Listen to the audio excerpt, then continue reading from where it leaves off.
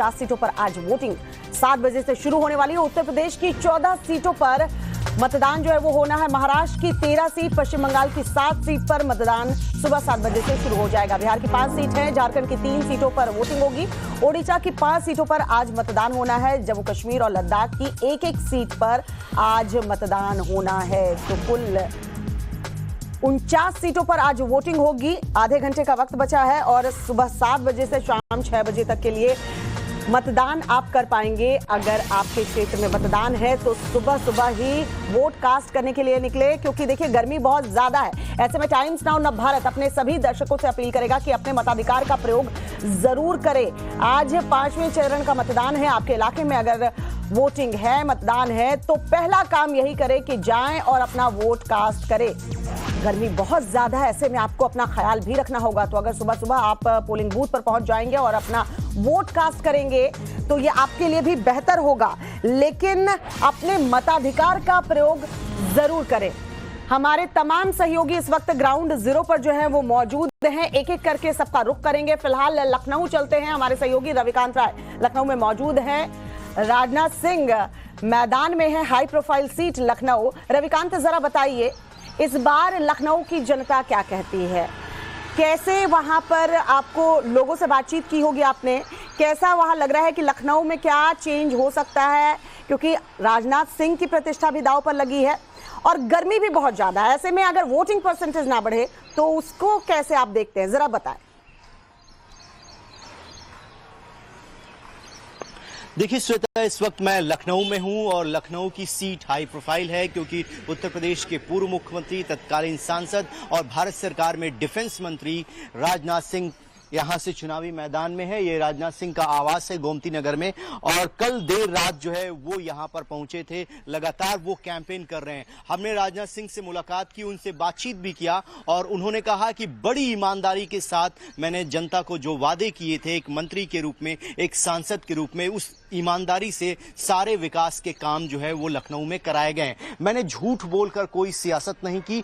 जीत की हैट्रिक लगाने के लिए तीसरी बार यहां पर वो चुनावी मैदान में है। श्वेता, सबसे महत्वपूर्ण बात यह है कि राजनाथ सिंह का कद जो है वो भारतीय राजनीति में बड़ा है, लेकिन जो उम्मीदवार समाजवादी पार्टी ने यहां से दिया है वो थोड़ा सा लो प्रोफाइल माना जा रहा है। और ऐसे में यहां की जनता से बातचीत करने के बाद जिस तरीके का माहौल है, राजनाथ सिंह जो है एक बार फिर यहां से जीतते हुए दिखाई दे रहे हैं, क्योंकि उन्होंने खुद कहा कि जो लड़ाई है वो मैं मार्जिन की लड़ रहा हूं।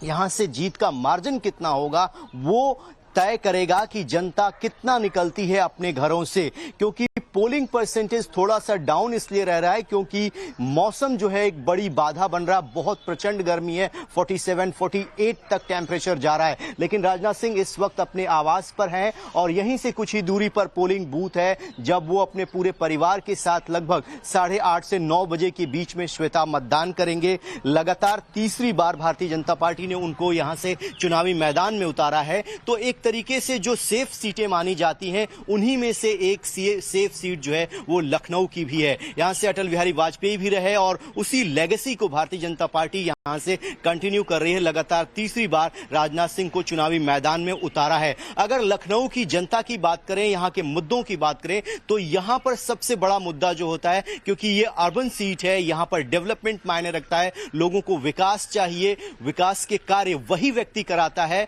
जो केंद्र की सरकार में बड़े ओहदे पर काबिज है। राजनाथ सिंह लगातार लंबे समय से मंत्री भी हैं, वो गृह मंत्री रहे और इस वक्त डिफेंस मिनिस्टर है। तो जो पूरा डिफेंस कॉरिडोर का काम चल रहा है, ब्रह्मोस मिसाइलें जो बनाई जाती हैं उसका फैक्ट्री भी यहां पर स्टैब्लिश हो रहा है। तो लोगों को लगता है कि अगर राजनाथ सिंह जीतते हैं तो विकास ज्यादा होगा, और इसीलिए झुकाव जो है जो मैं देख पाया वो लखनऊ की जनता का रविकांत आपने देखा है कि राजनाथ सिंह की तरफ है। लेकिन आज तो फैसला करना है जनता को, और जनता जब अपने घरों से निकलेगी, मताधिकार का प्रयोग करेगी, तभी ये फाइनल होगा कि मार्जिन कितना बड़ा रहता है और क्या राजनाथ सिंह तीसरी बार चुनावी मैदान में तो वहां से जीतते हैं या नहीं, ये 4 जून को ही पता चलेगा। रविकांत बने रहिए हमारे साथ। बिहार के सारण का रुख करना पड़ेगा। साकेत इस वक्त वहां से हमारे साथ जुड़ चुके हैं।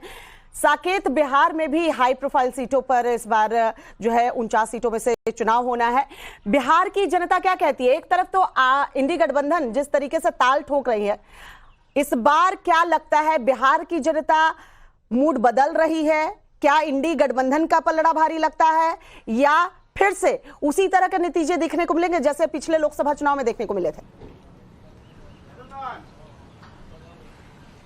देखिए, इस बार बिहार में जो चुनाव हो रहा है उसमें दो सीटें सबसे महत्वपूर्ण है। एक तो हाजीपुर की सीट है, चिराग पासवान यहाँ से कैंडिडेट हैं एलजेपी-आर यानी कि रामविलास, जो एलजेपी रामविलास है उस पार्टी से, और दूसरी तरफ सारण की सीट जहाँ पर रोहिणी आचार्य जो लालू यादव की बेटी है वो मैदान में है, और उनके खिलाफ जो चुनाव लड़ रहे हैं वो राजीव प्रताप रूडी, बीजेपी के वरिष्ठ नेता हैं, मंत्री भी रहे हैं केंद्र में, वो उनके खिलाफ लड़ाई लड़ रहे हैं। तो ये दोनों सीटें काफ़ी हाई प्रोफाइल सीटें हैं। सबसे पहले मैं तस्वीर यहाँ पर दिखा दूं, बूथ पर देखिए जो लोग हैं धीरे धीरे यहाँ पर पहुँचने लगे हैं। आपने जो सवाल किया कि किसका पलड़ा भारी है, तो ये तो 4 तारीख को, 4 जून को पता चलेगा, लेकिन जो स्थिति है चुनाव प्रचार के दौरान, जिस तरह से नेताओं का जो सभाएं हो रही है और इसमें जिस तरह से भीड़ जुट रही है, इसको देखकर तो कह सकते हैं कि एक बड़ा जो मुद्दा है बिहार में वो रोजगार का दिख रहा है। साथ ही साथ मोदी लहर की भी बात यहाँ पर देखी जा रही है, क्योंकि जगह जगह जो सभाएं हो रहे हैं उसमें बड़ी संख्या में लोग राम मंदिर की चर्चा और इस तरह की चर्चाएं जो है वो लेकिन करते दिख रहे हैं। सारण सीट की बात करें तो आप, क्योंकि यहाँ की जनता से भी आपने बात की होगी, साकेत, रोहिणी आचार्य और राजीव प्रताप रूडी आपने बात की होगी, क्या लगता है, क्या कह रही है वहां की जनता?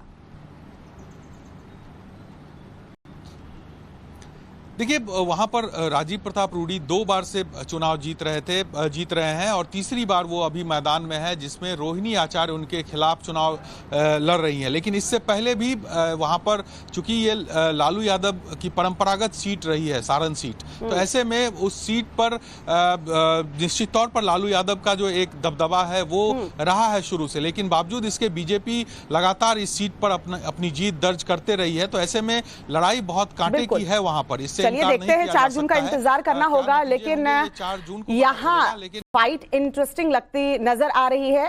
साकेत, आपके पास लौटेंगे, मुंबई का रुख करते हैं। राकेश त्रिवेदी हमारे सहयोगी इस वक्त हमारे साथ जुड़े हुए हैं। राकेश, मुंबई की अगर बात करें तो मुंबई में इस बार प्रतिष्ठा दोनों की दांव पर लगी है। अगर हम एकनाथ शिंदे वाली शिवसेना की बात करें या उद्धव ठाकरे की शिवसेना की बात करें, क्या लगता है, क्या जनता का मूड है? क्योंकि दोनों ही दल अपनी अपनी प्रतिष्ठा के लिए चुनावी मैदान में पुरजोर कोशिश करते नजर आ रहे हैं।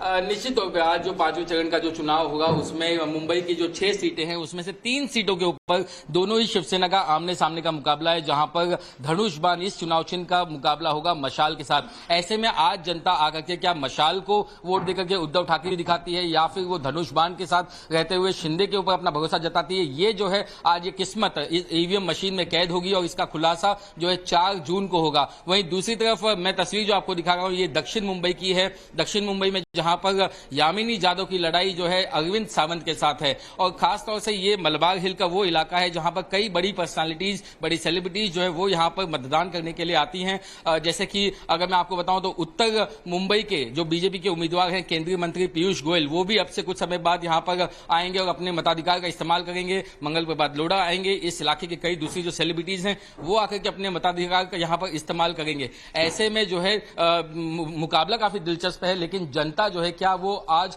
बाहर निकलती है और किस तरीके से मतदान करती है, इस पर सबकी निगाह टिकी हुई। खास बात यह है कि मुंबई जो है वो कोई बहुत ज्यादा वोटिंग शेयर के लिए, परसेंटेज के लिए जाना नहीं जाता रहा है पिछले चुनाव में अगर देखें तो, लेकिन इस बार सभी की कोशिशें यह है कि ज्यादा से ज्यादा जो लोग हैं वो अपने घरों से बाहर निकलें और अपने मताधिकार का इस्तेमाल करें। हमने देखा कि कैसे बॉलीवुड के अलग अलग जो सेलिब्रिटीज हैं वो भी अपने अपने फैंस को इस बात को लेकर के एनकरेज कर रहे हैं, अपील कर रहे हैं लगातार कि आज का जो दिन है वो छुट्टी का नहीं, जिम्मेदारी का दिन है। ऐसे में घर से बाहर निकलें, अपने मताधिकार का इस्तेमाल करें और देश के लोकतंत्र को सशक्त बनाएं।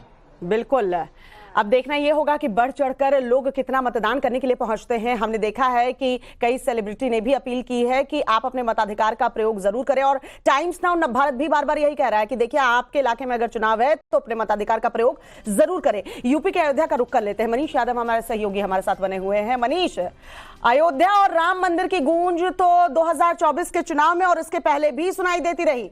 अयोध्या की जनता का मूड क्या है? क्या फिर से वही सांसद रिपीट होंगे या इस बार बदलाव अयोध्या में भी देखने को मिलेगा?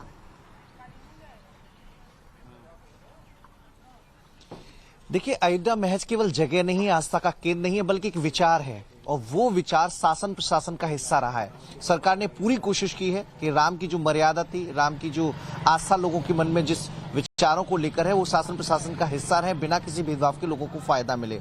और अयोध्या में जब प्रधानमंत्री नरेंद्र मोदी थे तो वो देखने को मिला कि यहाँ के लोग पर पावड़े बिछाकर मोदी का इंतजार कर रहे थे। गर्मी की तपिश उन पर बेअसर थी और न केवल अयोध्या के लोग बल्कि बाहर के लोग भी यहाँ पर मौजूद थे। कुछ लोग जिन्हें जाना था लेकिन मोदी के रोड शो के चक्कर में यहाँ पर रुक गए थे। तो एक लगाव प्रधानमंत्री नरेंद्र मोदी के साथ अयोध्या के लोगों का है और वही अयोध्या की जनता में के मन में दिखाई भी दे रहा है। कल शाम से हम लोगों से जो बातचीत कर रहे हैं तो अयोध्या एक ऐसे जनादेश की ओर बढ़ रहा है क्योंकि राम मंदिर बनने के बाद पहला ये चुनाव है जिसमें अयोध्या हिस्सा लेने जा रही है। और न केवल अयोध्या बल्कि उसके आसपास के जितने संसदीय क्षेत्र हैं, लगभग 14 लोकसभा सीटों पर आज वोट डाले जा रहे हैं, जिसमें अहम हिस्सा बुंदेलखंड का है और अवध रीजन का है। 22 जिले ये कवर करता है। इन 22 जिलों में राम का प्रभाव, राम मंदिर को लेकर जो लोगों में एक उम्मीद सालों से जग रही थी और जिसे पूरा करके बीते सालों में दिखाया गया है। और हाल ही में जनवरी में जब राम मंदिर की प्राण प्रतिष्ठा हुई तो वो बात लोगों के मन में घर कर गई है। जो मुख्यमंत्री योगी आदित्यनाथ कहते हैं, एक लकीर खींचते हुए दिखाई देते हैं कि चुनाव राम द्रोहियों और राम भक्तों का चुनाव है और अयोध्या की जनता उस स्टेटमेंट से जुड़ती हुई दिखाई दे रही है। जितने लोगों से, चाहे शहादतगंज इलाके के लोग हों, लेकिन वही कहते हैं ना कि जनता जब अपने मताधिकार का प्रयोग कर देती है और जब मतपेटी खुलती है उसके बाद ही पता चलेगा कि कौन जीत रहा है कौन नहीं। लेकिन अभी तो कयास ही लगाए जा सकते हैं। उम्मीद तो हम यही करते हैं कि मताधिकार का प्रयोग करने के लिए जनता बूथ तक जरूर पहुंचे। चलिए अमेठी का रुख कर लेते हैं। विनोद मिश्रा अमेठी से हमारे साथ बने हुए हैं। विनोद, अमेठी रायबरेली, कांग्रेस की प्रतिष्ठा, कांग्रेस की साख दांव पर लगी है। अमेठी में क्या लगता है कि कांग्रेस उम्मीदवार स्मृति ईरानी को चुनौती देते नजर आ रहे हैं? आपने अमेठी की जनता से बातचीत की होगी, बताइए जरा। अब देखिए, बिल्कुल पिछले 10 दिनों से लगातार हम अमेठी में हैं और लगातार यहाँ पे कवरेज भी कर रहे हैं। अब बहुत क्लियर है इस बार जो 14 फेजेस में 14 जो सीटों पे इलेक्शन हो रहे हैं उत्तर प्रदेश में, 2 सीटें बहुत चर्चाओं में है, बहुत खास है। पहला है अमेठी और दूसरा रायबरेली। दोनों पास के जिले हैं और इन दोनों लोकसभा क्षेत्रों में आज ही वोटिंग होनी है। अमेठी जिस सीट पर मौजूद हूँ, एक बार यहाँ दिखाता हूँ तस्वीरें, ये लीला कटरा है और बड़ी बात यह है कि इसी बूथ पर स्मृति ईरानी वोट करने आएंगी, जो बीजेपी के प्रत्याशी भी है, मौजूदा सांसद हैं।